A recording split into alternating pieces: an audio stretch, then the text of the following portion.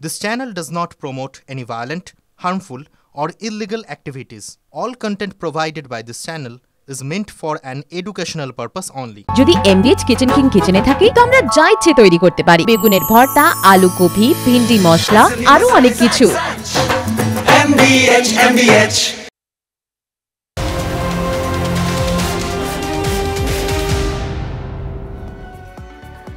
নমস্কার, দেখছেন দুপুরে সুপার প্রাইম টাইম টিভি9 বাংলায়। আপনাদের সঙ্গে দুপুরে সুপার প্রাইম টাইমে ফুল অ্যান্ড ফাইনাল নিয়ে আমি অনির্বাণ, আর আমার সঙ্গে রয়েছে আমার সহকর্মী সম্প্রীতি। দুপুরে সুপার প্রাইম টাইমে আজ ফুল অ্যান্ড ফাইনাল শুরু করব শেখ হাসিনার অডিও মেসেজের খবর দিয়ে। ইউনুসকে ক্ষমতা থেকে উৎখাতের ডাক এবার শেখ হাসিনার। ইউনুসের নেতৃত্বে অন্তর্বর্তী সরকারের কুকীর্তি ফাঁস করতে বা দলীয় কর্মীদের নির্দেশ বাংলাদেশের প্রাক্তন প্রধানমন্ত্রী শেখ হাসিনার।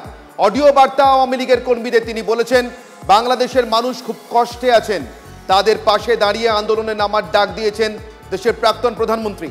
গতকালই শেখ হাসিনা ওয়াজেদের পুত্র সজীব ওয়াজেদ তিনি একটি ফেসবুক পোস্ট করে জানান, সেনাবাহিনীর প্রকাশ করা তালিকা অনুযায়ী দেখা যাচ্ছে শেখ হাসিনা দেশ থেকে চলে যাওয়ার পর বা দেশ থেকে পালাতে বাধ্য হওয়ার পর যারা যারা সেনা নিবাসে বা সেনা আবাসে আশ্রয় নিয়েছিলেন তাদের মধ্যে ছিলেন তৎকালীন প্রধান বিচারপতি। সেই প্রধান বিচারপতির কাছেই শপথ বাক্য পাঠ করে ইউনুস প্রধান উপদেষ্টা হন বলে তিনি প্রচার করেছিলেন। এমনকি সেই শপথ বাক্য পাঠ করার পর তার নিয়োগপত্রে প্রধান উপদেষ্টার সেই নিয়োগপত্রে দেশের প্রধান বিচারপতির স্বাক্ষরও দেখা গিয়েছিল। তবে কি সেই স্বাক্ষর জাল ছিল? সেনানিবাসে বসে কি করে প্রধান বিচারপতি সেনার আশ্রয় থেকে কিভাবে তিনি তার স্বাক্ষর দিলেন? তবে কি স্বাক্ষর জাল করে প্রধান উপদেষ্টার পদে বসা মোহাম্মদ ইউনুসের নিয়োগটাই আসলে বেআইনি? গত রাতে সজীব ওয়াজেদ শেখ হাসিনার পুত্রের এই ফেসবুক পোস্টের পরই বাংলাদেশে নতুন করে চাঞ্চল্য ছড়ায়। আর তারপরই শেখ হাসিনার এই অডিও বার্তা, যেখানে তিনি আওয়ামী লীগের কর্মীদের বলছেন বাংলাদেশের মানুষ খুব কষ্টে আছেন, তাদের পাশে দাঁড়ান। ইতিমধ্যেই বাংলাদেশের নিষিদ্ধ ঘোষিত আওয়ামী লীগ কর্মীদের শেখ হাসিনার এই অডিও বার্তায় তাই নতুন করে তাৎপর্য খুঁজে পাচ্ছেন সবাই। আওয়ামী লীগ ইতিমধ্যেই নিষিদ্ধ ঘোষিত, তাদেরকে মানুষের পাশে দাঁড়াতে বলে শেখ হাসিনা কি নতুন করে আওয়ামী লীগ কর্মীদের এবার সরাসরি রাজনৈতিক কার্যক্রমে মুখোমুখি শেখ হাসিনা কি এবার মোহাম্মদ ইউনুসের মুখোমুখি দাঁড়ানোর জন্য বলছেন? এই চাঞ্চল্য ছড়িয়েছে। সব ধরা হবে, সব হিসাব নেওয়া হবে। ইউনুসের ভাই ব্রাদার, ভাই বেটা, ভাইজি যারা আছে, তার মেয়ে, 2 মেয়ে, সবগুলির হিসাব আমি নিয়ে ছাড়বো। এবং আল্লাহ আমাকে বাঁচিয়ে রেখেছে নিশ্চয়ই বাংলাদেশের জন্য কোনো ভালো কাজ করার জন্য। কাজে আমি এখনও সময় আছে, এগুলির ক্ষমতা থেকে বিদায় দিয়ে দেশটাকে রক্ষা করতে হবে। তার জন্য আন্দোলন সংগ্রাম চালিয়ে যেতে হবে।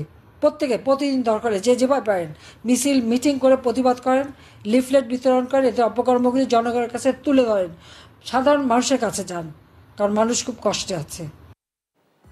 এই মুহূর্তে সরাসরি বিটস পত্রিকার সম্পাদক সালাউদ্দিন শোয়েব চৌধুরী আমার সঙ্গে রয়েছেন। শোয়েব ভাই, সরাসরি আপনার কাছে প্রথম যে প্রশ্নটা রাখবো, শেখ হাসিনার এই অডিও বার্তায় তাৎপর্য কি? ইতিমধ্যে তো দেশে আওয়ামী লীগ নিষিদ্ধ ঘোষিত হয়েছে, তারপরে তিনি মানুষের পাশে গিয়ে দাঁড়াতে বলছেন কর্মীদের, তার মানে রাজপথে মুখোমুখি ইউনুসের মুখোমুখি দাঁড়াতে বলছেন। অনেক ধন্যবাদ অনির্বাণ ভাই। দেখুন, আওয়ামী লীগকে নিষিদ্ধ কে করবে? অবৈধ ইউনুস। আওয়ামী লীগ বাংলাদেশে বা আওয়ামী লীগের 4.5 কোটি ভোটার, বাংলাদেশের স্বাধীনতার ইতিহাসের সাথে আওয়ামী লীগ জড়িত। আওয়ামী লীগকে কোথাকার কোন বিদেশ থেকে উড়ে আসা এক দুর্বৃত্ত ইউনুস নিষিদ্ধ করবে বা বিএনপিকে নিষিদ্ধ করবে? এসব নিষিদ্ধ ফিষিদ্ধ কোনো কিছুই নয়। আমি বলছি, কালকের থেকেই বলছি যে ইউনুসের কফিনে শেষ প্যারেকটি ঠুকে দিয়েছেন সেনাপ্রধান জেনারেল ওয়াকরুজ্জামান 21শে মে। সেই 21শে মে ওয়াকরুজ্জামান সাহেব ইউনুসকে বলেছেন ডিসেম্বরের 30 তারিখের মধ্যে নির্বাচন অনুষ্ঠিত করতে। তার চাইতেও ভয়ঙ্কর যে কথাটা বলেছেন যে ইউনুস সেনাপ্রধানকে হত্যা করার জন্য বিদেশ থেকে খুনি নিয়ে এসেছে। কাজেই এটা তো বাংলাদেশের সশস্ত্র বাহিনী প্রধান, সেনাপ্রধানকে হত্যার ষড়যন্ত্রের ভয়ঙ্কর অভিযোগ। আমি মনে করছি যে আসন্ন সপ্তাহ, আজকে বাংলাদেশের সরকারি ছুটি, কালকে থেকে যে সপ্তাহ শুরু হবে, সেই সপ্তাহে ইউনুসের বিরুদ্ধে হত্যার ষড়যন্ত্রের অভিযোগ আসবে, তার জাতীয় নিরাপত্তা উপদেষ্টার বিরুদ্ধে অভিযোগ আসবে, অনেকের বিরুদ্ধে অভিযোগ আসবে। এবং আপনি জানেন যে আজকে নিউ ইয়র্ক টাইমস বলেছে যে নির্বাচনের সময় চাওয়াতেই ইউনুস পদত্যাগের নাটক করছে। ইউনুসের এখন শেষ মুহূর্তে শেখ হাসিনা যে ডাক দিয়েছেন, আমার মনে হয় যে আমি এরই মধ্যে খবর পেয়েছি বাংলাদেশের বিভিন্ন প্রান্তে আওয়ামী লীগের লোকজনেরা ঠিক পিঁপড়ের মতো বের হয়ে আসছে। বেশ, আমাদের সঙ্গে থাকুন শোয়েব ভাই। সম্প্রতি ইতিমধ্যে কিন্তু পদ্মাপাড়ে খেলা ঘোরার ইঙ্গিত পাওয়া যাচ্ছে, তাই না? একেবারেই পদ্মাপাড়ে খেলা ঘোরার ইঙ্গিত, যেরকম অনির্বাণও তুলে ধরছিল বিষয়টি। এবং বাংলাদেশে ক্রমশ জোরালো হচ্ছে মোহাম্মদ ইউনূসের পদত্যাগের দাবি। ঢাকায় সচিবালয়ের সামনে কর্মচারীদের একাংশের বিক্ষোভ। এই মুহূর্তে কি চলছে সেখানে, কি পরিস্থিতি? সুমন কল্যাণ ভদ্র রয়েছেন আমাদের সঙ্গে। এখনো পর্যন্ত কি আপডেট রয়েছে সুমন তোমার কাছে এই সংক্রান্ত? দেখো, বেশ কিছুদিন ধরেই একাধিক বিষয়কে কিন্তু ইউনূস যথেষ্ট বিপাকের মধ্যে রয়েছেন। আর নতুন করে এই যে কর্মচারীরা তারা বিক্ষোভ করছেন সচিবালয়ের সামনে, তাদের বক্তব্যটা কি? যে তাদেরকে বেছে বেছে তাদের পদ থেকে পদত্যাগ করার হুমকি দেওয়া হয়েছে, তাদেরকে কাজ থেকে অবসর নেওয়ার বক্তব্য বলা হয়েছে। ফলে সব মিলিয়ে এই সমস্ত একটার পর একটা যে অভিযোগ উঠছে তাতে কিন্তু ব্যতিব্যস্ত হয়ে রয়েছেন ইউনূস। পদত্যাগের কথা পরশুদিন তিনি বলেছেন, আজকে একাধিক মিটিং চলছে। এসবের মাঝে নতুন করে কিন্তু একটা নতুন সমস্যা উঠে এসছে এই সচিবালয়ের সামনে কর্মচারীদের বিক্ষোভ বা সমাবেশ যেটা হচ্ছে। এবং আজকে যেটা বক্তব্য বিভিন্ন ভাবা থেকে যেভাবে শোনা যাচ্ছে যে মোহাম্মদ ইউনূস অর্থাৎ এই উপদেষ্টাদের দ্বারা নিয়ন্ত্রিত যে সরকার বাংলাদেশ এই মুহূর্তে শাসন করছে, তারা চাইছেন না পুরনো কোনো কর্মীরা বহাল থাকুক যেন তেন প্রকারণ। এর আগেও আমরা দেখেছি বিভিন্ন বিশ্ববিদ্যালয় থেকে ভিসিরা পদত্যাগ করেছেন, বিভিন্ন ইনস্টিটিউশন থেকে পদত্যাগ করেছেন সনাতনীরা। এটাও কিন্তু নতুন করে নতুনভাবে তাদের নিয়োগ করার জন্য এই পদত্যাগের একটা হুমকি, যার জেরেই কিন্তু এই মুহূর্তে সচিবালয়ের সামনে বিক্ষোভ চলছে। তারা দাবি করছেন যে তারা এই সিদ্ধান্ত মানবেন না। অর্থাৎ একদিকে যখন সাধারণ কর্মচারীদের অবসর নিতে বাধ্য করছে ইউনূস সরকার, তার কারণ আপনারা জানেন ইতিমধ্যেই বাংলাদেশের সমস্ত প্রথম সারির সংবাদপত্রে খবর প্রকাশিত হয়েছে যে বাংলাদেশে সামনের বছর যে আর্থিক বছর, সেই আর্থিক বছরে আর্থিক বৃদ্ধির হার আরও কম হতে চলেছে এবং বেশ সংকটজনক রকমের কম হতে চলেছে। সেই অবস্থায় জোর করে সরকারি কর্মচারীদের অবসর গ্রহণ করিয়ে আসলে আর্থিক দায় ঝেড়ে ফেলতে চাইছে সরকার, ইউনূস সরকার। এরই প্রতিবাদে একদিকে সরকারি কর্মচারীরা বিক্ষোভ করছেন, অন্যদিকে ঢাকার রাজপথের বিভিন্ন গুরুত্বপূর্ণ জাংশনে মোড়ে আমরা দেখতে পাচ্ছি সেনাবাহিনী মোতায়েন রয়েছে। দীপাঞ্জন চক্রবর্তী প্রাক্তন এনএসজি কর্তা, তিনিও আমার সঙ্গে রয়েছেন এই মুহূর্তে, এবং সালাউদ্দিন শোয়েব চৌধুরী বৃত্ত পত্রিকার সম্পাদক বাংলাদেশ থেকে আমার সঙ্গে রয়েছেন। আমি দীপাঞ্জন বাবু আপনার কাছ থেকে জিজ্ঞাসা করব, যেহেতু আপনি দীর্ঘদিন ধরে গত প্রায় এক বছর সময়কাল যবে থেকে শেখ হাসিনা দেশ ছেড়েছেন তারপর থেকে আপনি ক্রমাগত একটাই কথা বলে চলেছেন যে ইউনূস আসলে বহিঃশক্তির, বিশেষ করে আমেরিকা যুক্তরাষ্ট্র এবং যুক্তরাষ্ট্রের একটা নীল নকশার হাতের পুতুল ছাড়া কিছু নয়, যে কোনো দিন তার গদি যাবে। কিন্তু সেই গদি যাওয়ার দিনটা কি এসে গিয়েছে দীপাঞ্জন বাবু? সেনার এই তৎপরতা কি ইঙ্গিত করছে? দেখো, আমি প্রথম থেকেই বলে এসেছিলাম যে ইউনূস একটা বাঘের পিঠে সওয়ারি হয়েছে, আর এই বাঘের পিঠ থেকে নামলেই সেই বাঘ খেয়ে ফেলবে, কারণ সেই বাঘ রক্ত খাদক, নরখাদক বাঘ, তার নাম হচ্ছে জিহাদ। একবার সেই বাঘের পিঠে উঠলে তার পরিত্রাণ নেই। দ্বিতীয়ত, একই সঙ্গে আমেরিকা, চায়না এবং পাকিস্তান, এই তিনটে আলাদা আলাদা রাষ্ট্র তাদের আলাদা আলাদা হিডেন এজেন্ডা, এইগুলোকে ফুলফিল করবার জন্য একটা জিহাদ নামের বাঘের পিঠে চড়েছে। এই জিহাদেরও কিন্তু আলাদা হিডেন এজেন্ডা। এই চারটাকে সামাল দেওয়া ইউনূসের পক্ষে অসম্ভব। ওর ডেজ আর নাম্বার। আমার যেটা, মানুষ তো এন্ড অফ দ্য ডে, আমার যেটা ভয় লাগছে যে ইউনূসের না কিছু একটা বড় কিছু হয়ে যায়, কারণ যেরকম অবস্থার মধ্যে একটা বিরাট চান্সেস রয়েছে, এবং সেটা করলে জিহাদিরাই করে দেবে। কারণ জিহাদিদের কাছে ধৈর্য নেই, ওরা বুঝতে পারছে আমেরিকা ঢুকে যাচ্ছে, চীন ভালোভাবে ঢুকছে, ওদের অ্যাকচুয়ালি জিহাদিদের চালিকা শক্তি পাকিস্তান কমজোর পড়ে গেছে ভারতের সঙ্গে ঝামেলাটা করে। তো জিহাদিদের কাছে সময় নেই, ওরা এত সময় দেবে না ইউনূসকে সব গোছানোর। আমার মনে হয় খুব তাড়াতাড়ি কিন্তু হিজ ডেজ আর নাম্বারড। ইউনূসকে যেতে হবে, কিরকম ভাবে যাবে সেটা কিন্তু আশঙ্কার একটা দিক রয়ে যাচ্ছে। ঠিক, আমাদের সঙ্গে থাকুন দীপাঞ্জন বাবু। সম্প্রতি ইউনূসের কাছে সময় নেই, জিহাদিরা গোছানোর সময় দেবে না, কিন্তু সেনা প্রধান কিন্তু মনে হচ্ছে, এবং তার সেনা, বাংলাদেশের সেনা এবং সেনা প্রধান, তারা কিন্তু বেশ গুছিয়ে নিচ্ছেন ইতিমধ্যে নিজেদেরকে, মনে হচ্ছে, তাই না? একেবারে অনির্বাণ, আর তুমি ঠিক যে জায়গাটাকে মেনশন করলে, তাহলে কি বড় কিছু একটা ঘটতে চলেছে এই বাংলাদেশে? কেন বলা হচ্ছে তাহলে কি আবার একটা পট পরিবর্তনের পথে এই পদ্মা পার? কারণ যেরকম আমরা তুলে ধরছিলাম আপনাদের সামনে বাংলাদেশের সেনা এবং প্রধান উপদেষ্টার সংঘাতের যে আবহ, তার মধ্যে ঢাকার রাস্তায় সাজোয়া গাড়ি নিয়ে টহল সে দেশের সেনার। বাংলাদেশের সেনার দেখুন সেই ছবি, সাজোয়া গাড়ি নিয়ে টহল সে দেশের সেনার, সঙ্গে ভারী বুটের আওয়াজ। দেখুন, নিরাপত্তার চাদরে মুড়ে ফেলা হয়েছে ঢাকার রাজপথ, সেই ছবিও তুলে ধরছি আপনাদের সামনে। সরকারি, আধা সরকারি, গুরুত্বপূর্ণ সমস্ত প্রতিষ্ঠান এবং ঢাকার রাস্তায় বাংলাদেশের সেনার এই বিশেষ স্কোয়াড ফোর্স। অনির্বাণ, এটা কতটা সিগনিফিকেন্ট, কারণ যখন বলা হচ্ছে যে মোহাম্মদ ইউনূসের এই যে ইস্তফার ইচ্ছা প্রকাশ, সেটা কি তাহলে আসলে সেনা প্রধানের চাপে? সেই সময় যখন এই প্রশ্ন যখন উঠছে, ঠিক তখন যখন উঠছে বাংলাদেশের রাজপথের এই ছবিটা। একেবারেই সম্প্রীতি। আর এর মধ্যেই অর্থাৎ ইউনূসের এই পদত্যাগ সম্ভাবনা, সেটা তার স্বেচ্ছায় হোক, কারোর চাপে পড়ে হোক, জিহাদিদের চাপ সামলাতে না পেরে হোক, সেনার চাপে হোক, এই পদত্যাগ সম্ভাবনার মধ্যেই কিন্তু আজ প্রধান উপদেষ্টা অর্থাৎ মোহাম্মদ ইউনূসের সঙ্গে আজ সন্ধে বিএনপি এবং জামাত নেতাদের আলাদা আলাদা দুটো বৈঠক রয়েছে। এরই বিস্তারিত জানবো এই মুহূর্তে আমাদের চিফ রিপোর্টার সিজার মন্ডল আমার সঙ্গে রয়েছেন। সিজার, জানতে চাইবো তোমার কাছ থেকে এই বৈঠক সম্পর্কে বিস্তারিতভাবে। দেখো, আমরা যেটা জানতে পেরেছি গতকালই জামাতে ইসলামীর পক্ষ থেকে তাদের শীর্ষ নেতারা প্রধান উপদেষ্টা মোহাম্মদ ইউনূসের সঙ্গে দেখা করার সময় চেয়েছেন এবং যেটা জানা যাচ্ছে আজ রাত 8টার পরে তাদের এই বৈঠক হতে পারে এবং পাশাপাশি বিএনপি পক্ষ থেকেও তার সময় চাওয়া হয়েছে বৈঠকের জন্য। এবং এই যে সময় যেখানে মোহাম্মদ ইউনূস তিনি পদত্যাগের ইচ্ছা প্রকাশ করেছেন এবং এই ইচ্ছা প্রকাশের বিষয়টা কার মাধ্যমে প্রকাশ্যে এসছে সেটাও কিন্তু অত্যন্ত গুরুত্বপূর্ণ।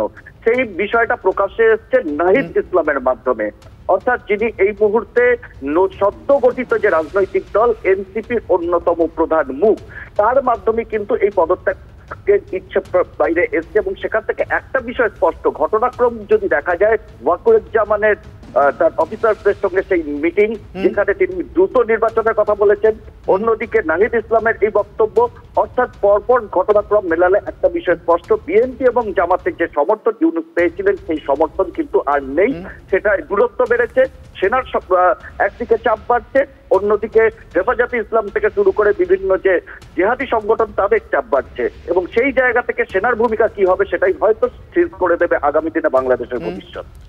একেবারেই সিজার, অনেক ধন্যবাদ এই আপডেট আমাদেরকে জানানোর জন্য এবং এই কোন তাৎপর্যের মধ্যে, কোন অবস্থার মধ্যে কতটা তাৎপর্যপূর্ণ বৈঠক হতে চলেছে জামাতের সঙ্গে এবং বিএনপির সঙ্গে মোহাম্মদ ইউনূসের। বিশেষ করে বিএনপি যখন টানা কয়েক মাস ধরে অবিলম্বে নির্বাচন এবং নির্বাচনের জন্য নির্দিষ্ট সময়সীমা মেনে নির্দিষ্ট গাইডলাইন চেয়ে আসছে ইউনূসের কাছ থেকে এবং শুধুমাত্র এই শর্তেই ইউনূসকে বাকি সময়টুকুর জন্য সমর্থন করতে রাজি হচ্ছে। বারবার তারা বলছে যে অবিলম্বে দ্রুত নির্বাচন এবং সেই নির্বাচনের গাইডলাইন সেটা প্রকাশ করুন মোহাম্মদ ইউনূস, অর্থাৎ তিনি কবে কিভাবে নির্বাচন প্রক্রিয়ায় অগ্রসর হতে চান এবং কবের মধ্যে নির্বাচিত সরকারের হাতে ক্ষমতা তুলে দিতে চান।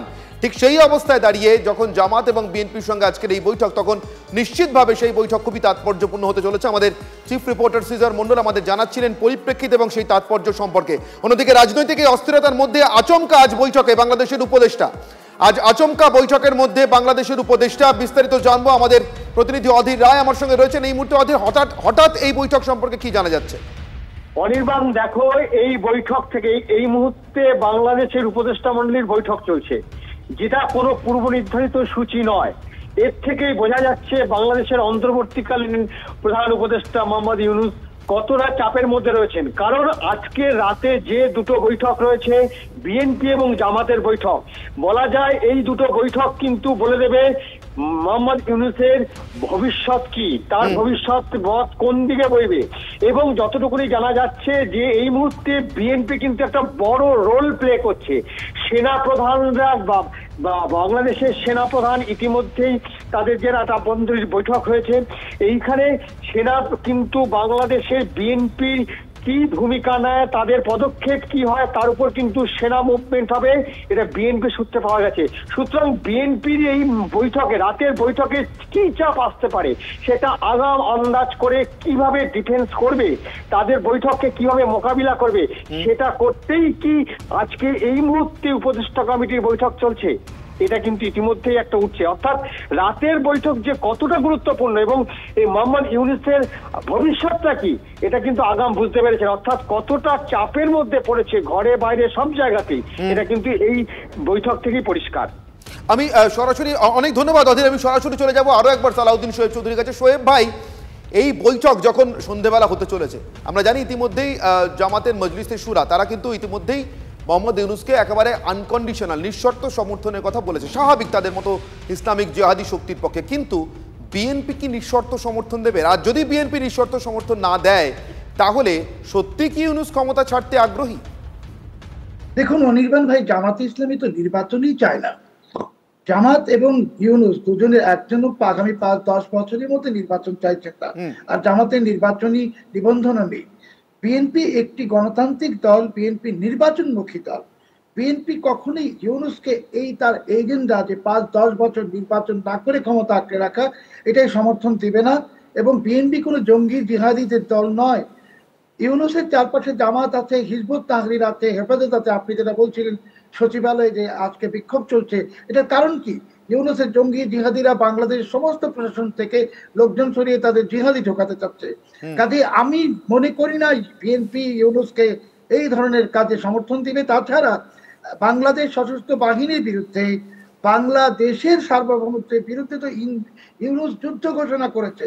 এই মুহূর্তে ইউনূস বাংলাদেশের গণশত্রু। এই বাংলাদেশের গণশত্রুকে বিএনপি বাংলাদেশের দুটো বড় দলের একটি, তারা সমর্থন দিয়ে নিজেদের কপালে গণশত্রু। এই প্রসঙ্গে আরেকটা বিষয় একটু বুঝতে চাইবো স্পষ্ট করে শোয়েব ভাই আপনার কাছ থেকে। ইশরাক হোসেনের ঢাকার মেয়র নির্বাচিত হওয়ার পরিপ্রেক্ষিতে থেকে আরো নতুন করে বিএনপির সঙ্গে সম্পর্কের অবনতি হয়েছে মোহাম্মদ ইউনূসের? দেখুন, ইউনূসের তো প্রথম ছিল মাইনাস আওয়ামী লীগ। সেটা সফল হওয়ার পরেই তার লোকজনেরা বিএনপিকে আঘাত করতে শুরু করে, মাইনাস বিএনপি। তো আসলে তো ইউনূস হলো একটা দুর্বৃত্ত। সে এসেছে বাংলাদেশের সমস্ত রাজনৈতিক দলগুলোকে ধ্বংস করে বাংলাদেশকে একটি বিদেশি শক্তির আবাসভূমি, একটা চারণভূমি বানাতে। তো সেটা ইউনূস একটা দুর্বৃত্ত, ডাকাত, গণশত্রু। আমি মনে করি যে বিএনপির মতো একটি বড় রাজনৈতিক দল, তারা কখনোই ইউনূসকে, আজকে ইউনূস বাংলাদেশের সার্বভৌমত্বের বিরুদ্ধে অবস্থান নিয়েছে। বিএনপি যদি ইউনূসকে সমর্থন দেয়, তাহলে বিএনপিও বাংলাদেশ সার্বভৌমত্বের বিরুদ্ধে অবস্থান নিবে। এটা বিএনপি করবে না। বিএনপি কি বাংলাদেশ সামরিক বাহিনী, সশস্ত্র বাহিনী বা সেনাপ্রধানের বিরুদ্ধে অবস্থান নিবে না। আমি নিশ্চিত যে বিএনপি সাফ বলে দিয়ে আসবে ইউনূসকে, আপনি নির্বাচন দিন, আপনি এই ওয়াকরুজ্জামান সাহেব যা বলেছেন যে কোনো চুক্তি করা যাবে না ইত্যাদি, সবই বিএনপি বলবে। বিএনপি আর জামাত এক জিনিস নয়। বিএনপি একটি গণতান্ত্রিক রাজনৈতিক দল। বিএনপি বাংলাদেশের মানুষের সাথে।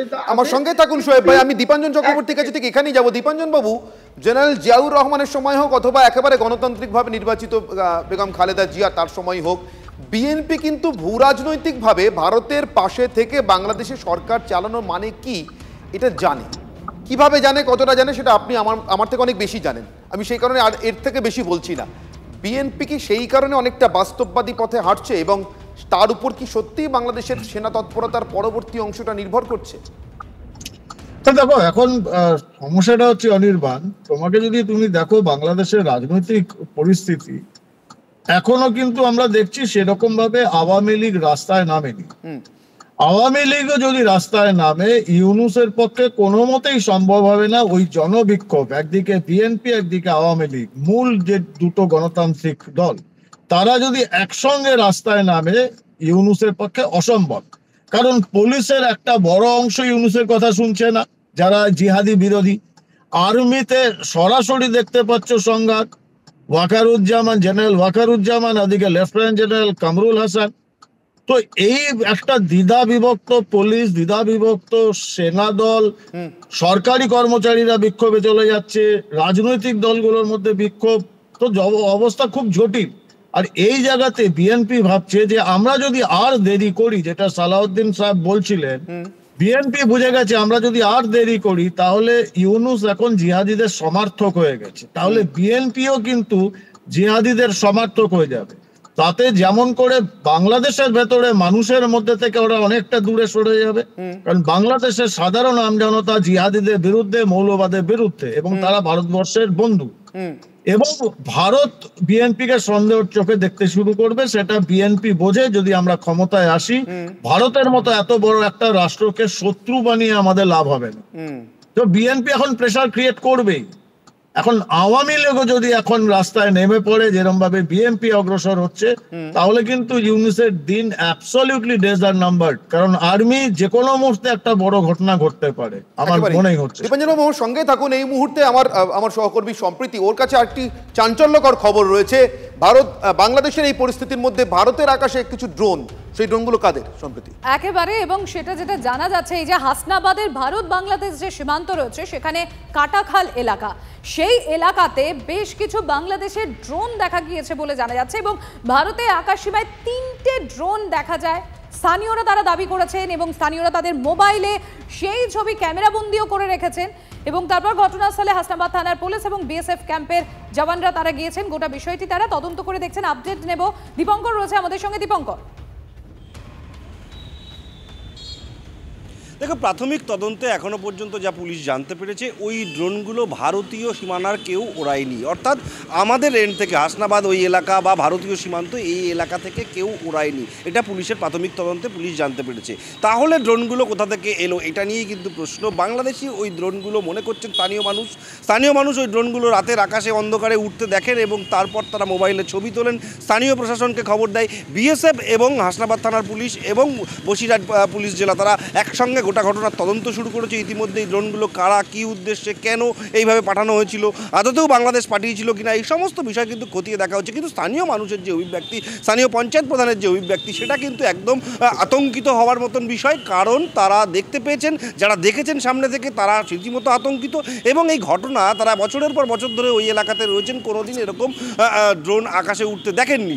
যেহেতু কিছুদিন আগেই পাকিস্তানের সঙ্গে এই ড্রোন সংঘর্ষ বা ড্রোনের যে আতঙ্ক, সেই ব্যাপারটা ছিল, সেই জায়গাটা মাথায় রেখেই কিন্তু এই এলাকাতে মানুষের মধ্যে একটা আতঙ্ক ছড়িয়েছে। প্রশাসনের তরফে দুদিক থেকেই দেখা হচ্ছে এই সাধারণ মানুষের মধ্যে থেকে আতঙ্ক ছড়িয়ে দেওয়া, এবং এই ড্রোনগুলো প্রকৃতপক্ষে কারা কি উদ্দেশ্যে পাঠিয়েছিল সেটাও কিন্তু খতিয়ে দেখার চেষ্টা চলছে। একেবারে, আর এখানেই প্রশ্ন উঠে আসছে অনির্বাণ, এটা নিয়ে আমরা একটু দীপাঞ্জনদার কাছে যাব। দীপাঞ্জনদা, এখানেই প্রশ্ন উঠছে, কামরুল হোসেনের মতো লোক, যিনি ইউনূস ঘনিষ্ঠ বলে আমরা জানি এবং ওয়াকারুজ্জামানের বিরোধী, বর্তমান উদ্ভূত পরিস্থিতিতে ভারতের আকাশে এই ড্রোনগুলো, এটা কিসের ইঙ্গিতবাহী? না, আপনি দেখেছেন বোধহয় যে রিসেন্টলি কলকাতাতেও 2-3 দিন আগে বেশ কিছু ড্রোন এসেছিল, কলকাতার বিভিন্ন জায়গায় তাদের দেখা গেছে।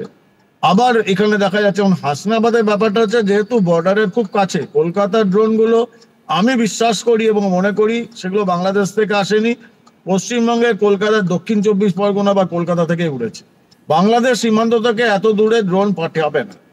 কিন্তু হাসনাবাদ সীমান্তবর্তী এলাকা, এইগুলো একটা খুব চিন্তার কারণ। কারণ বাংলাদেশের যা পরিস্থিতি, তাতে যে কোনো মুহূর্তে কিন্তু ভারতবর্ষের সীমান্তবর্তী রাজ্যগুলো, বিশেষ করে পশ্চিমবঙ্গে, অন্তর্ঘাত, নাশকতামূলক কাজ, স্লিপার সেলদের অ্যাক্টিভেট করে দেওয়া, এগুলো আইএসআই করবে। এবং আইএসআই এর সব থেকে বড় সাপোর্ট তো বাংলাদেশে রয়েছে কামরুল হাসান। এবং কামরুল হাসানের সমস্ত গতিবিধি আপনারা দেখেছেন। 3 দশক পরে একজন পাকিস্তানের লেফটেন্যান্ট জেনারেল পর্যায়ের লোক আসিম মনিরের সঙ্গে গিয়ে পাকিস্তানে বৈঠক করেছে। 3 দশক, 30 বছরের মধ্যে কেউ যায়নি। কামরুল হাসান গেছেন। তারপর পাকিস্তানের রেগুলার মিলিটারি এক্সারসাইজ হয়েছে, আইএসআই এর লোকরা এসে বাংলাদেশে, ঢাকায় থাকছে। এগুলো সন্দেহজনক, এবং তার জন্যই ভারতের সীমান্ত বিএসএফ অনেক সতর্ক থাকতে হবে এবং ড্রোন দেখলেই গুলি করে নামাতে হবে, এছাড়া অপশন নেই। চিন্তার কারণ নিঃসন্দেহে। আমাদের সঙ্গে থাকুন দীপাঞ্জন বাবু। আমি এখান থেকেই সালাউদ্দিন শোয়েব চৌধুরীর কাছে যাব। শোয়েব ভাই, আপনি নিশ্চয়ই শুনলেন ড্রোনের এই খবরটা। কামরুল হাসানের তৎপরতার খবর আমরা জানি। যে কামরুল হাসান একদিকে করিডোর দিতে চায় রাখাইন সীমান্তে, এবং ওইখান থেকে বিজিবির সমস্ত গার্ড পোস্টিং তুলে নিয়ে এসে পশ্চিমবঙ্গ বাংলাদেশ সীমান্তে বসাতে চায়, উত্তেজনা আরও বাড়ানোর জন্য। এই মুহূর্তে বাংলাদেশ সেনাবাহিনীর ভিতরে কামরুলের কথা কতখানি চলছে, আর জেনারেল ওয়াকারুজ্জামানের কথা কতখানি চলছে? ঢাকার ভিতরে এই যে টহল চলছে, সেনাবাহিনীর পোস্টিং চলছে, এই সমীকরণটা যদি আমাদের সামনে একটু বুঝিয়ে বলেন। ধন্যবাদ। দেখুন, সশস্ত্র বাহিনীতে এখন একচ্ছত্র কমান্ড আছে জেনারেল ওয়াকারুজ্জামানের। লেফটেন্যান্ট জেনারেল কামরুল হাসান পাকিস্তানপন্থী, বাংলাদেশ বিরোধী হিসাবে চিহ্নিত হয়ে গেছে। আপনারা যে ড্রোনের কথা বলছেন এখন, এই ড্রোনগুলো সম্ভবত আমার ধারণায় আনসার আল ইসলাম এদেরকে পাকিস্তানি আইএসআই দিয়েছে, এবং হিজবুত তাহরিরও থাকতে পারে। তারা যেহেতু তাদের এই স্বপ্ন ইউনূস বাংলাদেশে পতন হয়ে যাচ্ছে, এই স্বপ্ন পতনটাকে ঠেকানোর জন্য শেষ প্রচেষ্টা হিসেবে তারা এই আনসার আল ইসলাম এবং হিজবুত তাহরিরের মাধ্যমে ভারতের ভেতরে একটা সন্ত্রাসী অপতৎপরতা চালানোর চেষ্টা করবে, এবং সেটা আজকে রাত এবং আগামী কালকে রাত, এই 2 রাতের মধ্যে করবে।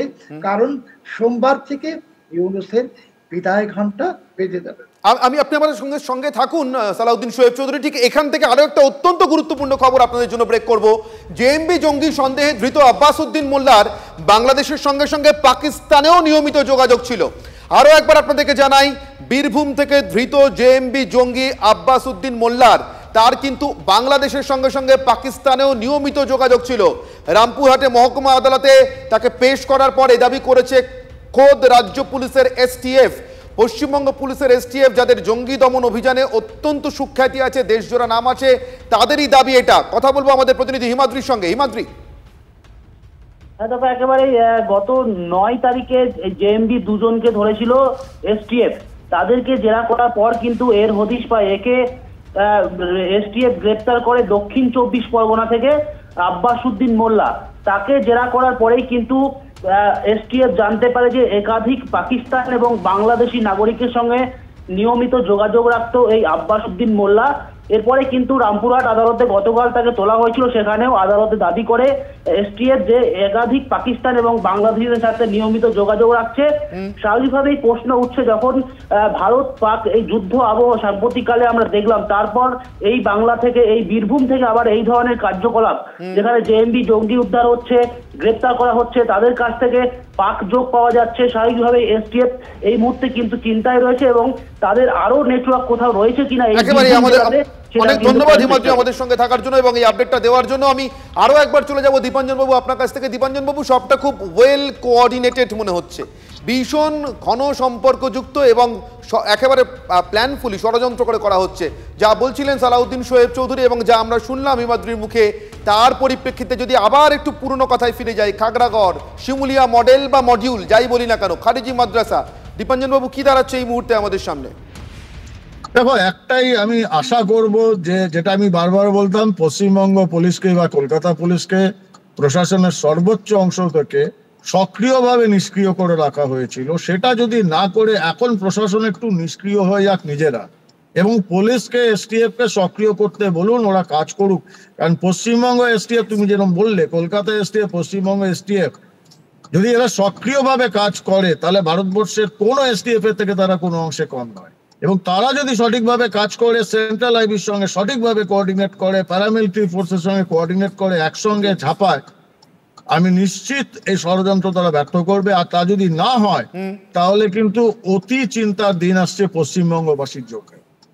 অনেক ধন্যবাদ দীপাঞ্জন বাবু এবং সালাউদ্দিন শোয়েব চৌধুরী আমাদের সঙ্গে সময় দেওয়ার জন্য। বাংলাদেশের এই মুহূর্তের পরিস্থিতি আর সেই পরিস্থিতির পরিপ্রেক্ষিতে পশ্চিমবঙ্গ সীমান্ত কতটা সেন্সিটিভ হয়ে উঠছে, শুধু পশ্চিমবঙ্গ সীমান্ত নয়, বীরভূম থেকে দক্ষিণ 24 পরগনা থেকে যে ধরনের জেএমবি জঙ্গিদের সক্রিয়তা প্রমাণ মিলছে, সেই প্রমাণ আদালতে দাখিল করে জানাচ্ছে পশ্চিমবঙ্গ এসটিএফ।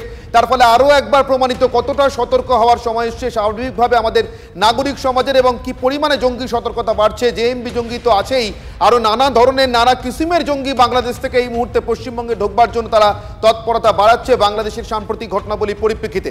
সম্প্রীতি আর অনির্বাণ, এবার আমরা যে খবরের দিকে নজর রাখবো বিশ্বমঞ্চে, সেখানে আমরা যদি দেখি তাহলে পাকিস্তানের মুখোশ আবারও খুলে দিল ভারত। সিন্ধু জলচুক্তি নিয়ে মিথ্যে প্রচার করছে ইসলামাবাদ। সন্ত্রাসবাদী পাক মদত নিয়ে রাষ্ট্রপুঞ্জে সরব হয়েছে Bharat. Trying to respond to the disinformation being carried out by the delegation of Pakistan with regard to the Indus Water Treaty. Throughout the 6.5 decades, Pakistan has violated the spirit of the treaty by inflicting 3 wars and thousands of terror attacks on India. In the last 4 decades, more than 20,000 Indian lives have been lost in terror attacks, the most recent of which was a dastardly targeted terror attack on tourists in Pahalgam last month. জ্যোতির্ময় রয়েছেন আমাদের সঙ্গে। জ্যোতির্ময়, তাহলে কি এটা কূটনৈতিক কৌশল বা কূটনৈতিক চাপের চেষ্টা ভারতের তরফ থেকে? দেখো, কারণটা অবশ্যই পেহেলগামে যে হত্যাকাণ্ডের ঘটনা ঘটেছে, যে হত্যালীলা চলেছে, তার প্রেক্ষিতে দিল্লির ডিপ্লোম্যাটিক ডিসিশন যে সিন্ধু জলচুক্তি বাতিল করা হবে, স্থগিত করা হবে এবং পাকিস্তানকে কোনো রকম জল দেওয়া হবে না। পাকিস্তান আন্তর্জাতিক মঞ্চে যে সহানুভূতি আদায়ের চেষ্টা করছে, যে সারা বিশ্বে এটা কার্যত স্ট্যান্ডার্ড একটা রুল যে যদি কোনো নদী উচ্চ অববাহিকায় থাকে তাহলে সংশ্লিষ্ট দেশ তারা যে দেশটি নিম্ন অববাহিকায় রয়েছে তাদেরকে জল দিতে বাধ্য এবং কোনোভাবেই কোনো পরিস্থিতিতে তা বন্ধ করা সম্ভব নয়। কিন্তু এক্ষেত্রে শুধুমাত্র যে কথা মুখে বলা হচ্ছে, অর্থাৎ যে পাকিস্তানের তরফ থেকে 3খানা যুদ্ধ করা হয়েছে, পাকিস্তানের তরফ থেকে আমাদের দেশের ওপর একের পর এক সন্ত্রাসবাদী হামলা চালানো হয়েছে, শুধুমাত্র এই ঘটনাগুলো নয়, তার পাশাপাশি 2014 সালে নরেন্দ্র মোদী সরকার প্রতিষ্ঠার পর থেকে গত 10-11 বছর ধরে বারবার ধরে পাকিস্তানের কাছে আবেদন জানানো হচ্ছে যে সিন্ধু জলচুক্তি নিয়ে ইসলামাবাদ নয়াদিল্লির সঙ্গে আলোচনায় বসুক। তার কারণ 1960 সালে যে পরিবেশ পরিস্থিতি, ভৌগোলিক অবস্থান, যে আবহাওয়া জলবায়ুর প্রেক্ষিতে এই চুক্তি হয়েছিল, দীর্ঘদিন ধরে সেই বিশ্ব উষ্ণায়নের কারণে তার সম্পূর্ণভাবে পরিস্থিতি বদলে গিয়েছে। স্বভাবত সেক্ষেত্রে দাঁড়িয়ে 1960 সালের জলচুক্তি আজকে তার আর কোনো রকম গুরুত্ব নেই, নতুন করে তার রূপরেখা তৈরি করা প্রয়োজন এবং সেই আলোচনায় বসার জন্য বারবার ধরে নয়াদিল্লির তরফ থেকে আবেদন করা হয়েছে, কিন্তু ইসলামাবাদ কখনোই তারা কর্ণপাত করেনি। এবং পরপর যখন 3টি যুদ্ধ হয়েছে, তা 1965 হতে পারে, তা 1971 হতে পারে বা কার্গিল হতে পারে, ভারত কিন্তু কোনোদিন এই সিন্ধুর জল আটকায়নি, কিন্তু এবার যাবতীয় সহ্যের সীমা পেরিয়ে গিয়েছে। সেই জন্য ভারতের তরফ থেকে পাকিস্তানের মুখোশ সম্পূর্ণভাবে খুলে দেওয়া হয়েছে এবং জানানো হয়েছে তারা মিথ্যাচার করছে। একেবারে আপাতত ধন্যবাদ জ্যোতির্ময়। কথা বলছিলাম আমাদের প্রতিনিধি জ্যোতির্ময় কর্মকারের সঙ্গে, অর্থাৎ কোন পরিস্থিতিতে সিন্ধুর জল আটকেছে ভারত এবং জল চুক্তি বাতিল করেছে একতরফাভাবে, সেটা ভারত একেবারে বিশ্ব মঞ্চে জানিয়ে দিল, রাষ্ট্রসংঘের দরবারে জানিয়ে দিল, যাতে করে সারা বিশ্বের নজরে আসে। কূটনৈতিকভাবে যখন ভারতের সাংসদরা একের পর এক দেশে সফর করছেন, তখন রাষ্ট্রসংঘেও সর্বোচ্চ কূটনৈতিক চাপ তৈরি করলো ভারত এবং পাকিস্তানের মুখোশ খুলল। এর পাশাপাশি ভারতের সাংসদদের যে চাপ, অর্থাৎ তাদের যে কূটনৈতিক সফর বিশ্বের বিভিন্ন দেশে সেটা চলছে এবং সেই সফরে গিয়ে এবার সন্ত্রাসবাদ ইস্যুতে বিশ্বমঞ্চে পাকিস্তানের সন্ত্রাসের যে মুখোশ সেটা আরও একবার খুললেন দলের অন্যতম সদস্য অভিষেক বন্দ্যোপাধ্যায়। সন্ত্রাসবাদ যদি পাগল কুকুর হয় তাহলে পাকিস্তান তাদের হিংস্র মনিব, পাকিস্তান সন্ত্রাসের আঁতুর ঘর। পাকিস্তান যে ভাষা বোঝে সেই ভাষাতেই তাদের জবাব দেওয়া উচিত।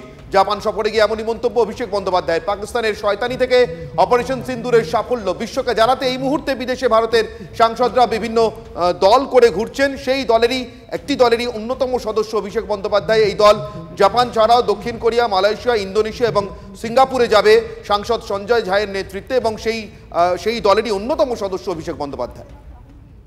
22 तारीख को जो अटैक हुआ, there is a terrorist group called TRF, which is the resistant front. TRF ने इस अटैक का क्लेम लेते हुए ये माना कि this attacks were carried out by us on our behalf. TRF क्या है? TRF लश्कर-ए-तैयबा का एक प्रॉक्सी ऑर्गेनाइजेशन है, एंड लश्कर-ए-तैयबा आप सबको पता है is a UN designated terror organization. We are here to share the message and the truth that India refuses to bow down. We will not yield to fear. We have learned to give you the reply in the language you understand. I belong from a political party who is in the opposition.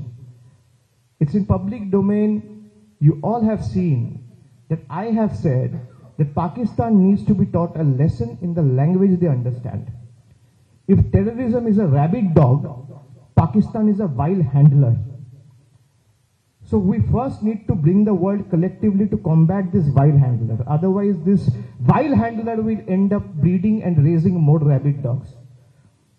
So we will not bow down before them. And we will make sure India is responsible. All our attacks and actions have been responsible, made with precision and non-escalatory. এদিকে পুঞ্চে রাহুল গান্ধী নিরীহ নাগরিকদের লক্ষ্য করে নির্লজ্জ হামলা চালিয়েছিল পাকিস্তান। পুঞ্চে ক্ষতিগ্রস্ত স্থানীয় বাসিন্দাদের সঙ্গে কথাও বলেন রাহুল গান্ধী, আর শিশুদের সঙ্গে কথা বলে তাদের মনোবল বৃদ্ধি করেন লোকসভার বিরোধী দলনেতা। পড়াশোনা করলে তবেই সন্ত্রাসের মোকাবিলা করতে পারবে, ক্ষতিগ্রস্ত পুঞ্চে গিয়ে শিশুদের বার্তা Rahul Gandhi. Frightening situation, but don't worry, everything will come back to normal. And your way of responding to this problem should be that you study really hard, you play really hard, and you make a lot of friends in school. Okay? Will you do that? Good. आप ज़्यादा तो नहीं घबराए हो? हाँ बिल्कुल नहीं, ठीक है, लव यू। তবে অনির্বাণী অপারেশন সিন্দুর যেটা হয়েছে ভারতের তরফ থেকে প্রত্যাঘাত, তারপরেও কিন্তু পাকিস্তান শুধরায়নি। গুজরাটে পাক অনুপ্রবেশের চেষ্টা এবং সেই চেষ্টা ব্যর্থ করেছে যথারীতি বিএসএফ এবং গুজরাতের বনসকাঠায় সন্দেহভাজনকে গুলি করে মারল বিএসএফ। সীমান্ত পেরানোর চেষ্টা করতে প্রথমে বিএসএফ তরফ থেকে যে প্রোটোকল মেনটেন করা হয় আমরা দেখেছি অনির্বাণ, প্রথমে সতর্ক করার চেষ্টা হয় এবং তারপরেও সেই সতর্কবাণী কানে ঢোকায়নি, জোর করে ঢোকার চেষ্টা করতে অনুপ্রবেশকে গুলি বিএসএফ এর।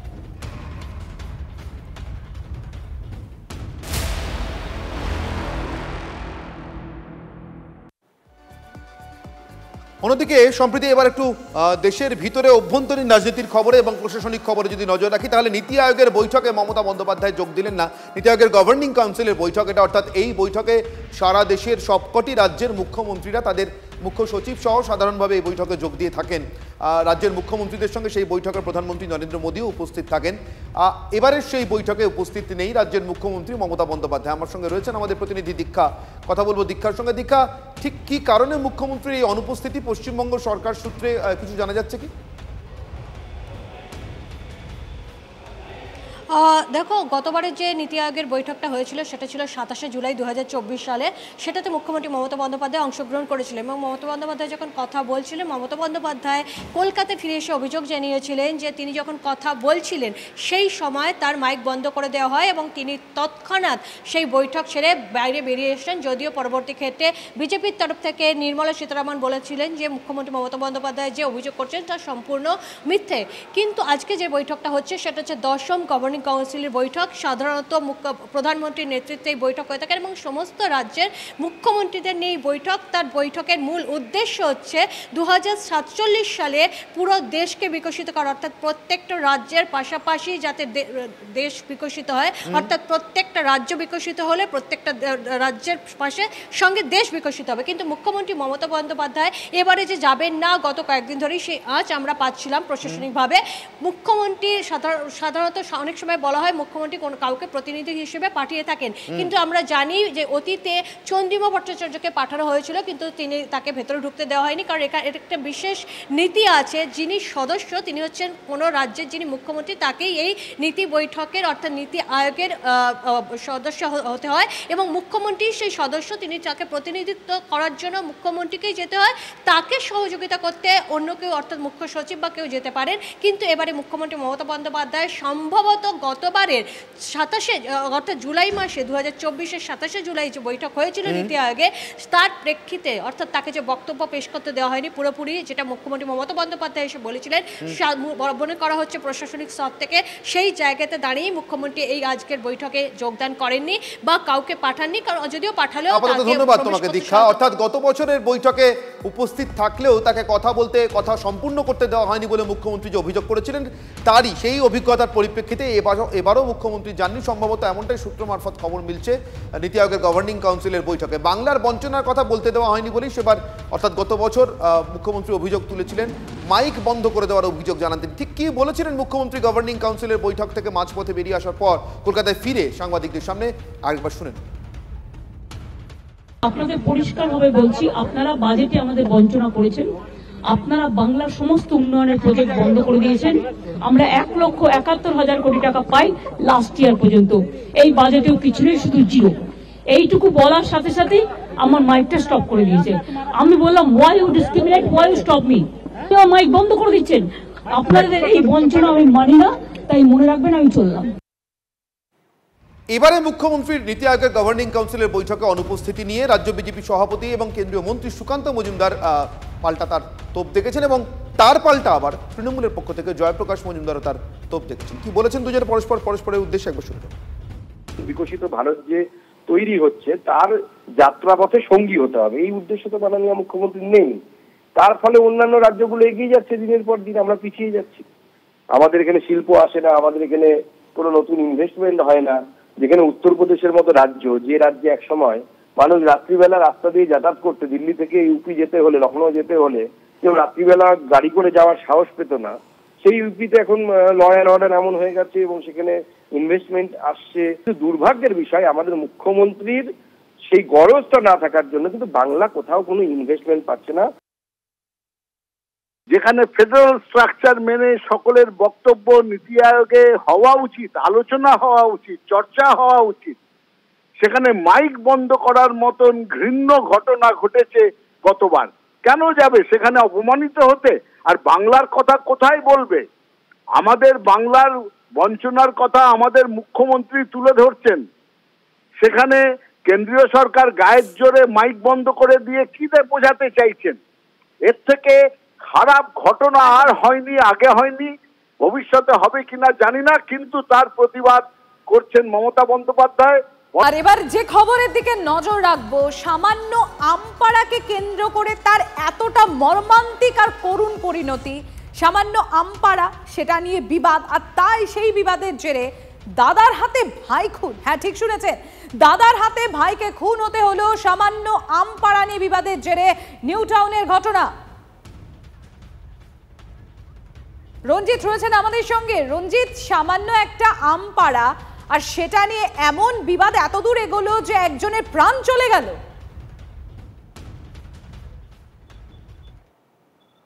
একদমই, দেখো, আমপাড়াকে কেন্দ্র করে বিবাদ এবং দুই ভাইয়ের মধ্যে বিবাদ।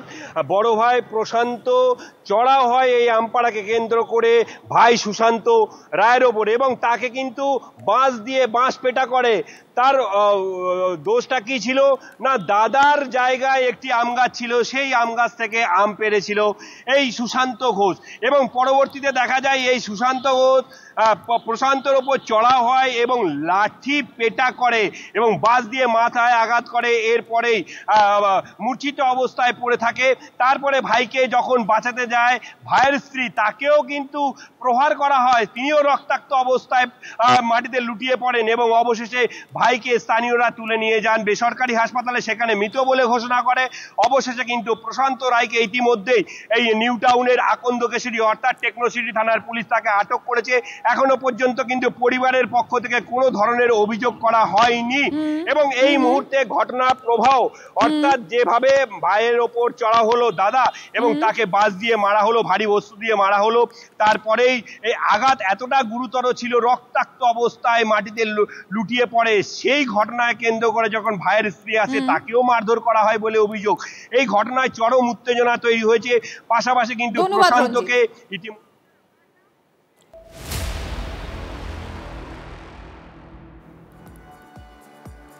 ক্রমশ সম্প্রতি সিভিক শব্দটাই মানুষের কাছে বাংলাতে আতঙ্ক হয়ে উঠছে। একের পর এক কীর্তিমান সিভিকের কুকীর্তি সামনে আসছে। এবার কনস্টেবলের উর্দি চুরি করে কসবায় দাদাগিরির অভিযোগে আটক এক সিভিক ভলান্টিয়ার, এবং সিভিক ভলান্টিয়ারের বিরুদ্ধে অভিযোগ সাধারণ মানুষের কাছ থেকে পায় পুলিশ। অন্যদিকে মালদার ঘটনা আমরা জানি, সম্প্রতি সিভিকের যে দাদাগিরির ঘটনা। এই মুহূর্তে আমাদের সঙ্গে দুই প্রতিনিধি রয়েছেন, সুশোভন রয়েছেন আমার সঙ্গে কলকাতা থেকে এবং মালদা থেকে সুব্রতোষ রয়েছেন। প্রথমেই চলে যাব সুশোভনের কাছে। সুশোভন, কসবার ঘটনাটি একটু বিস্তারিতভাবে জানতে চাইবো তোমার কাছ থেকে। দেখো, কসবায় সাধারণ মানুষ, সেখানকার স্থানীয়রা লালবাজার কন্ট্রোল রুমে ফোন করে 100 ডায়ালে বলে যে এক ব্যক্তি যিনি কনস্টেবল তিনি অসংলগ্ন কথাবার্তা বলছেন, মদ্যপান করে রয়েছেন, আর সেখানে তোলাবাজির অভিযোগ।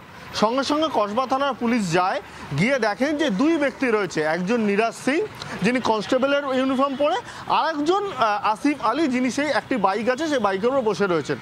স্বাভাবিকভাবেই তখনই পুলিশ তাদের ধরে এবং তারপর তাকে থানায় নিয়ে আসে।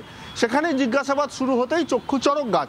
জিজ্ঞাসাবাদে জানা যায় যিনি কনস্টেবলের ইউনিফর্ম পরে রয়েছে নিরাজ সিং, তিনি কনস্টেবল নন, তিনি সিভিক ভলেন্টিয়ার প্রগতি ময়দান থানার। স্বাভাবিকভাবে তাহলে ইউনিফর্ম কোথা দিয়ে পাওয়া গেল? তিনি জানাচ্ছেন যে প্রগতি ময়দান থানাতে একজন কনস্টেবলের ইউনিফর্ম ছিল, সেইটা সে নিয়ে চলে আসে, নিয়ে এসে সে নিজের ইউনিফর্ম অর্থাৎ সিভিক ভলেন্টিয়ার একটা নির্দিষ্ট ইউনিফর্ম আছে তুমি জানো, সেটা না পরে কনস্টেবলের ইউনিফর্ম নিয়ে কসবা থানা এলাকায় চলে আসে। তখনই কিন্তু অভিযোগ দায়ের হয়। অভিযোগ দায়েরের পর পুলিশ পুরো বিষয়টা তদন্ত করে তাকে গ্রেপ্তার করে।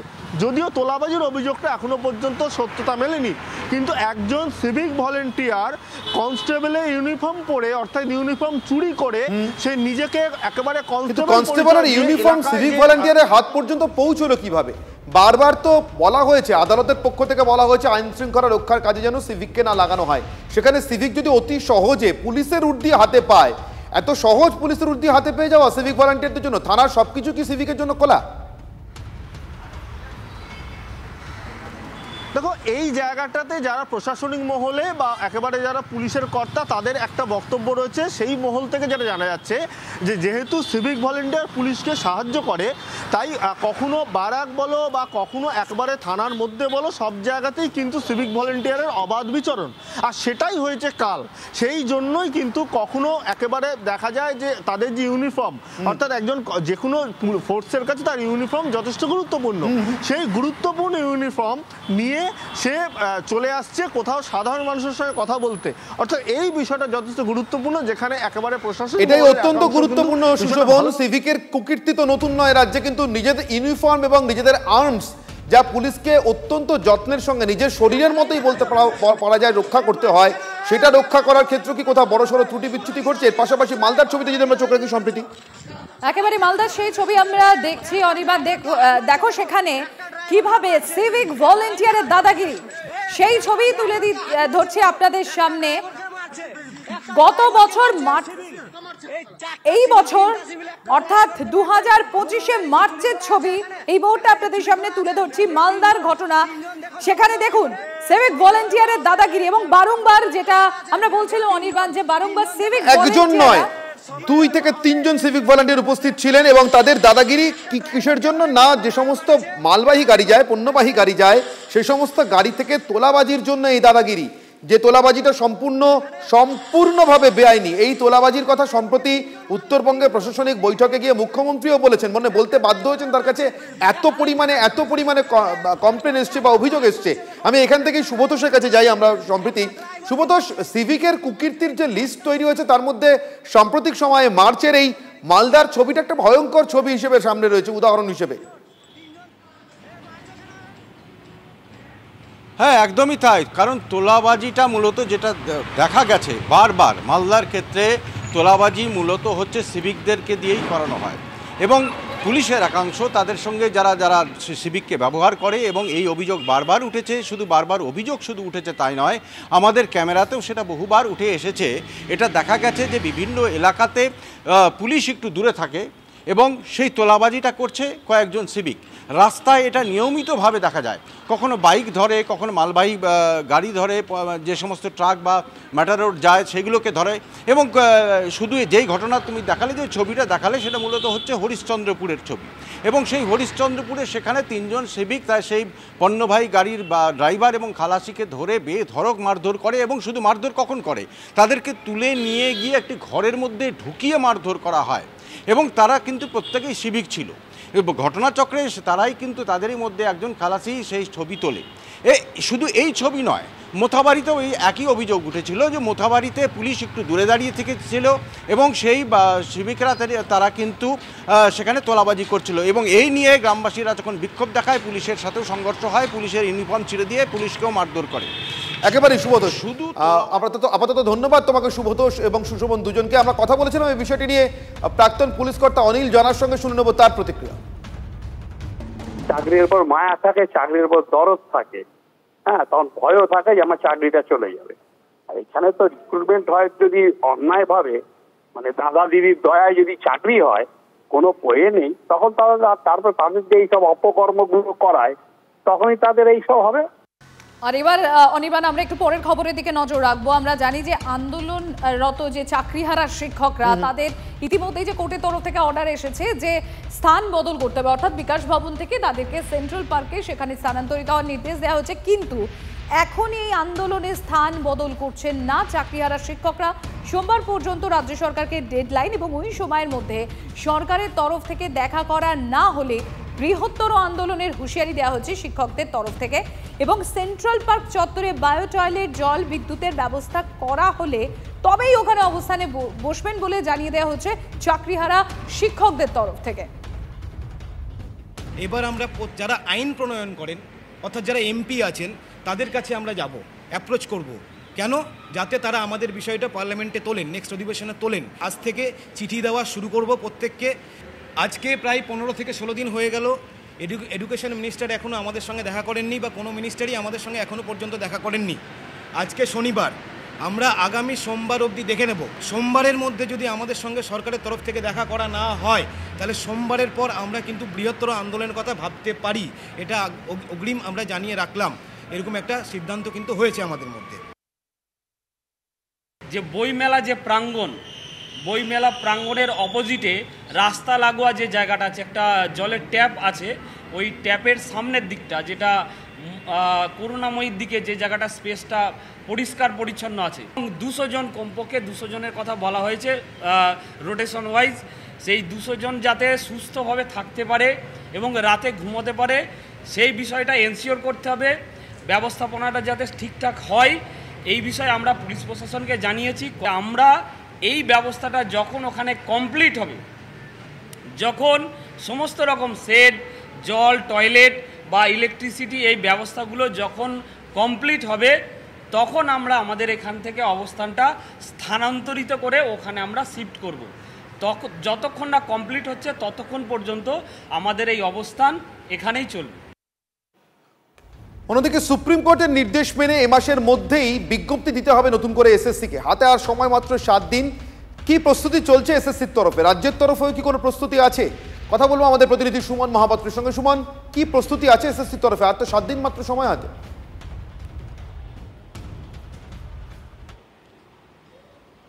দেখো, এসএসসি বিজ্ঞপ্তির খসড়া তৈরি করে রেখেছে, কিন্তু কাঁটা কোথায় বলো তো? কাঁটা হচ্ছে এই পরীক্ষা নেওয়া হবে নতুন নিয়মের ভিত্তিতে। আর সেই নিয়ম বিকাশ ভবনে এসএসসি অনেকদিন আগেই পাঠিয়েছে, তাতে কোনো ধরনের অনুমোদন আসেনি।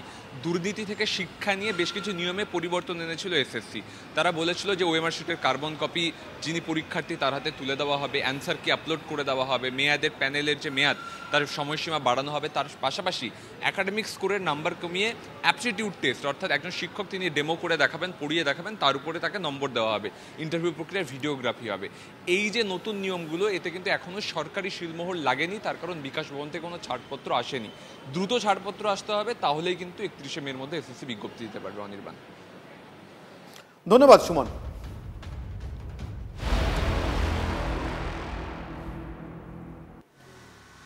আর অনির্বাণ, এবার আমরা একটু ওয়েদারের দিকে নজর রাখি, তার কারণ শিওরে প্রবল দুর্যোগের ভ্রুকুটি। এই জ্যৈষ্ঠতেই ঝেঁপে বৃষ্টি আসছে। আগামী সপ্তাহে ভারী বৃষ্টির পূর্বাভাস রয়েছে দক্ষিণবঙ্গে এবং কমলেশ রয়েছেন আমাদের সঙ্গে। আমি একবার কমলেশের কাছে চলে যাই। কমলেশের কাছে যাব, তবে তার আগে আরো কিছু তথ্য আপনাদের সামনে তুলে ধরি। এই যে আগাম বর্ষা বা ভারী বৃষ্টির পূর্বাভাস রয়েছে, কেন বলা হচ্ছে? কারণ মঙ্গলবার উত্তর বঙ্গোপসাগরে নিম্নচাপ সৃষ্টির সম্ভাবনা রয়েছে, যার জেরে বুধ এবং বৃহস্পতিতে বৃষ্টিপাত বাড়বে এবং ইতিমধ্যে ইয়েলো অ্যালার্ট জারি করা হচ্ছে। বুধবার দক্ষিণের